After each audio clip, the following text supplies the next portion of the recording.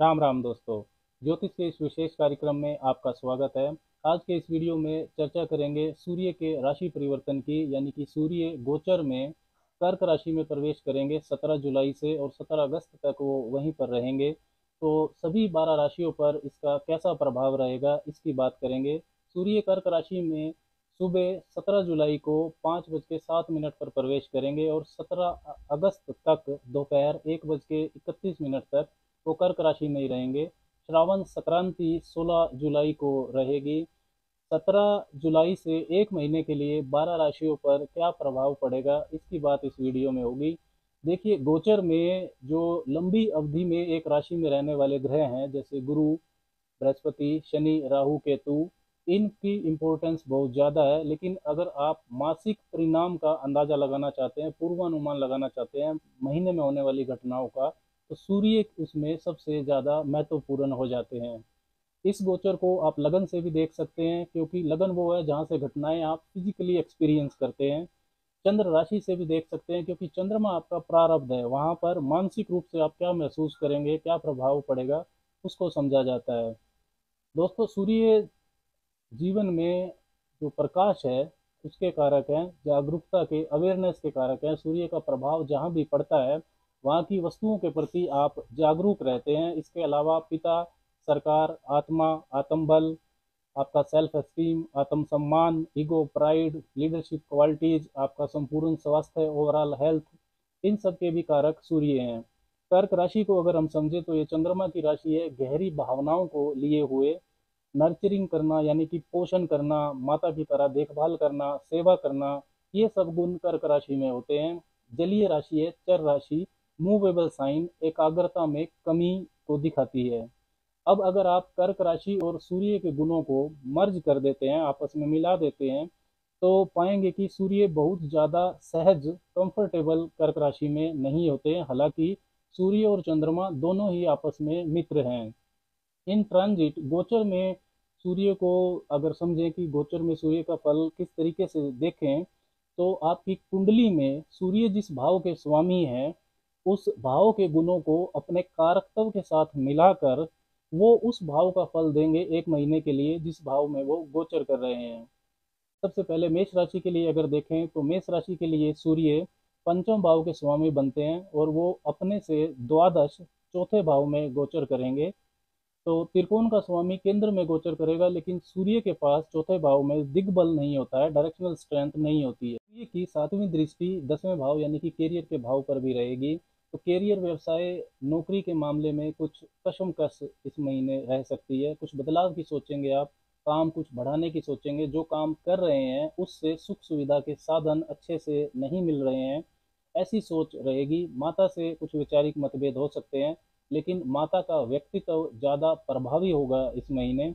अधिक भावनाएं होने के कारण प्रेम प्यार के मामले में भी थोड़ा अपयश मिल सकता है, इसका ध्यान दीजिएगा। घर में कुछ मरम्मत यानी रिनोवेशन आप करवा सकते हैं। वाहन मकान से संबंधित कोई रुका हुआ काम आपका बन सकता है।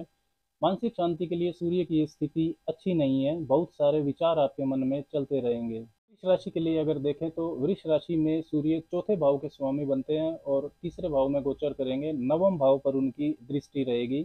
मानसिक शांति, सुख सुविधा में कमी रहेगी, असुरक्षा आपको महसूस होगी। भाई बहनों से आपका विवाद हो सकता है। माता की सेहत भी खराब हो सकती है। हाँ, घर अगर आप बदलना चाहते हैं तो इस महीने बदल सकते हैं। Communication, media, sales, marketing, touring, travelling, transport, इन क्षेत्रों से जुड़कर जो लोग काम कर रहे हैं उनको फायदा होना संभव है। कोई धार्मिक यात्रा भी आप कर सकते हैं।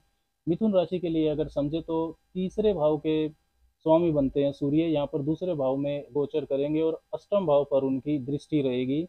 धन की बचत करने में आपको मेहनत ज़्यादा करनी होगी, फिजूल खर्च आपके बढ़ेंगे।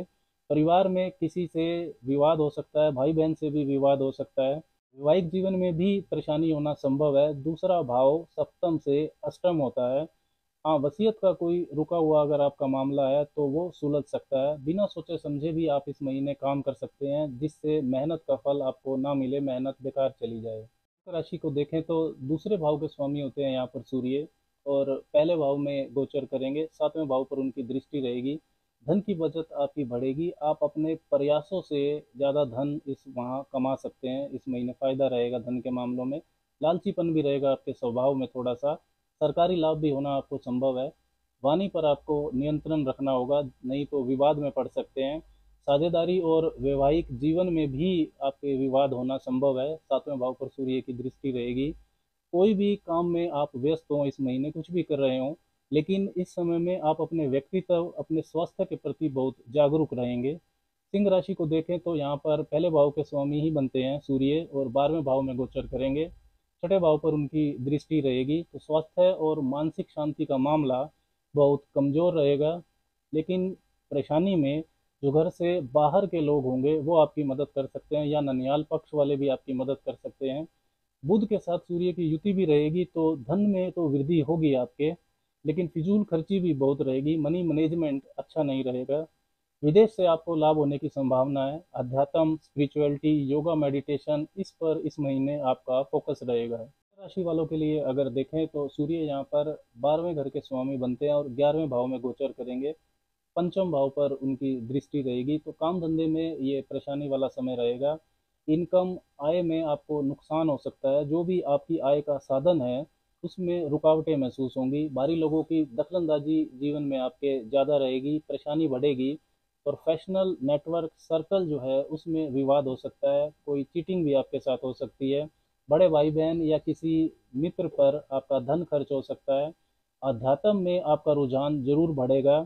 प्रेम के मामले में या संतान का जो मामला है उसमें भी परेशानी होना संभव है। तुला राशि वालों के लिए देखें तो 11वें भाव के स्वामी हैं आपके लिए सूर्य, और 10वें भाव में आ जाएंगे। 11वां और 10वां ये दोनों ही उपच्य स्थान है, तो क्रूर ग्रह यहाँ पर अच्छा फल देते हैं। इनकम के जो सोर्स हैं, आपकी आय के साधन हैं, वो इस महीने बढ़ सकते हैं। आप अपने काम को, व्यवसाय को फैलाने की सोच सकते हैं। नौकरी के साथ कुछ और कर लें, ऐसा भी आपके मन में रहेगा। प्रोफेशनल नेटवर्क सर्कल जो है वो आपका साथ देगा। मानसिक शांति आपकी बढ़ेगी। घर में कुछ रिनोवेशन, मरम्मत भी करवा सकते हैं। सीनियर्स और कुलीग्स के साथ रिश्ते पर ध्यान दीजिएगा, उनसे वाद विवाद ना करें। उच्च पद वाले व्यक्ति या कुछ प्रभावी लोग होते हैं जो समाज में, उनसे आपकी मित्रता इस महीने हो सकती है। वृश्चिक राशि के लिए अगर देखें तो सूर्य यहाँ पर दशमेश होते हैं, 10वें भाव के स्वामी, और 9वें भाव में गोचर करेंगे। तीसरे भाव पर उनकी दृष्टि रहेगी, तो कर्म व भाग्य का संबंध बन रहा है। तो करियर में कुछ बहुत अच्छा इस महीने हो सकता है, लाभ होगा, भाग्य का आपको साथ मिलेगा। कोई अच्छा मार्गदर्शन, कोई अच्छी सलाह आपको इस महीने मिल सकती है। पिता से भी सहयोग रहेगा। धन में आपकी वृद्धि तो होगी ही, साथ ही मानसिक शांति के लिए भी ये महीना अच्छा रहेगा। कोई लंबी लाभदायक यात्रा भी आप कर सकते हैं। उच्च शिक्षा प्राप्त जो छात्र कर रहे हैं उनके लिए भी समय शुभ रहेगा। धनु राशि वालों के लिए सूर्य के गोचर को समझें तो 9वें भाव के स्वामी बनते हैं आपके, और अष्टम भाव में गोचर करेंगे। दूसरे भाव पर उनकी दृष्टि जाएगी। घर परिवार की जो शांति है वो अच्छी नहीं दिखाई दे रही है। वाणी पर आपको नियंत्रण रखना होगा। झगड़े और विवाद परिवार में हो सकते हैं। पिता की सेहत भी आपकी खराब हो सकती है। धन की बचत जरूर बढ़ेगी, और अगर कोई यात्रा करते हैं तो ध्यान रखिएगा। उसमें आपको आर्थिक लाभ तो होगा, लेकिन स्वास्थ्य बिगड़ सकता है। अचानक से कोई दुर्घटना हो सकती है। इस महीने कोई खराब मार्गदर्शन, कोई खराब संगति भी आपको मिल सकती है।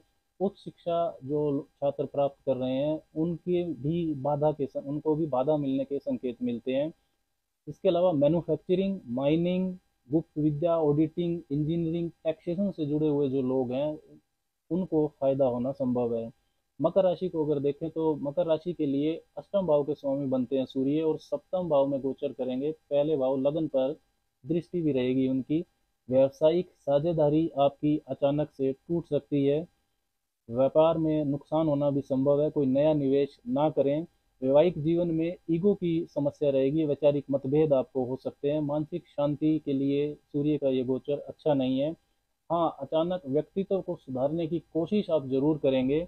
इंश्योरेंस का सेक्टर, मेडिकल फील्ड, तंत्र मंत्र से जुड़े लोगों को फायदा होना संभव है। कुंभ राशि के लिए अगर देखें तो सूर्य यहाँ पर सप्तमेश बनते हैं, 7वें भाव के स्वामी।